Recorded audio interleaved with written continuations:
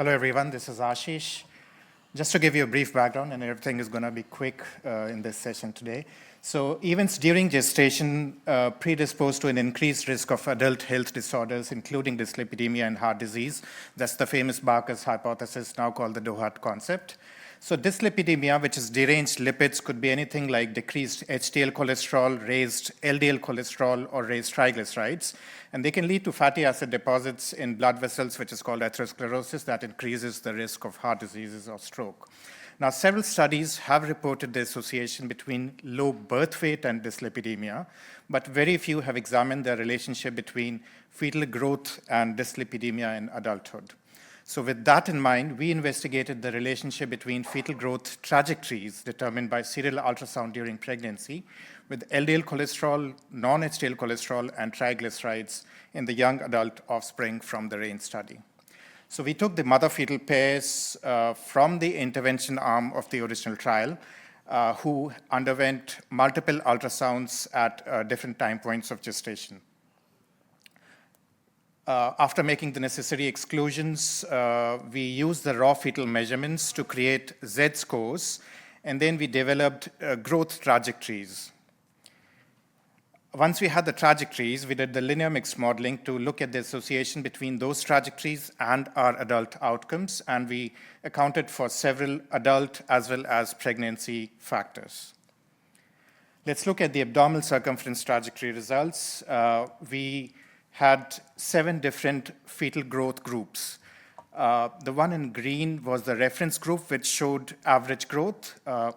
Participants in the yellow group, which showed less than average growth, had higher risk of dyslipidemia, as you can see. And participants in this group had a lower risk of dyslipidemia as compared to the participants in the reference group. Next, the head circumference trajectories. Here we obtained 5 different trajectory groups which represent patterns of fetal growth in utero. Compared to the reference group, which was group 4 here, participants in both group 2 and group 1 had a higher risk of dyslipidemia. So we've also previously shown significant associations between these trajectories and the offspring blood pressure, BMI, waist circumference, CRP, and insulin resistance. So we can conclude that lower than average fetal growth during pregnancy associates with an increased risk of dyslipidemia in early adult life, whereas above average growth could be protective. So together with our previous results, these findings strengthen our understanding of how important the intrauterine environment is and its effect on the future risk of cardiometabolic disease. We would like to acknowledge everyone here, especially the Raine study participants, for their long-standing contribution. Thank you.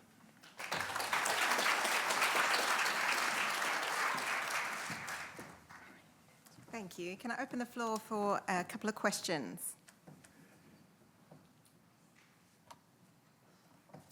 Yes, I don't know if we have a roving mic. Have you got any theory as to why that's so?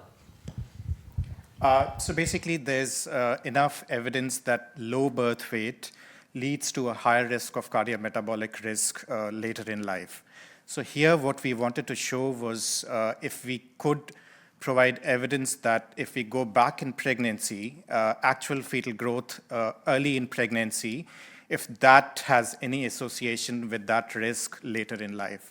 And we could achieve that these patterns of fetal growth in utero, which we could potentially identify as early as 20 weeks of pregnancy.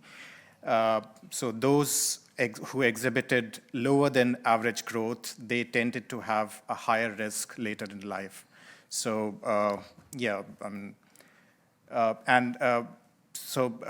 any interventions which we could put in at that point of time during pregnancy that can save those babies from acquiring that risk later in life. What causes lower than normal growth, fetal growth? So you're saying at 20 weeks you can already see that the fetus isn't growing as quickly as they should be. So what are the causes of that? There could be many causes. There are factors like use of alcohol during pregnancy, smoking, nutrition, BMI of mothers during pregnancy, all of these factors have a relationship on how the fetal growth could be affected in utero. Wonderful. Please join me in thanking Ashish. Thank you.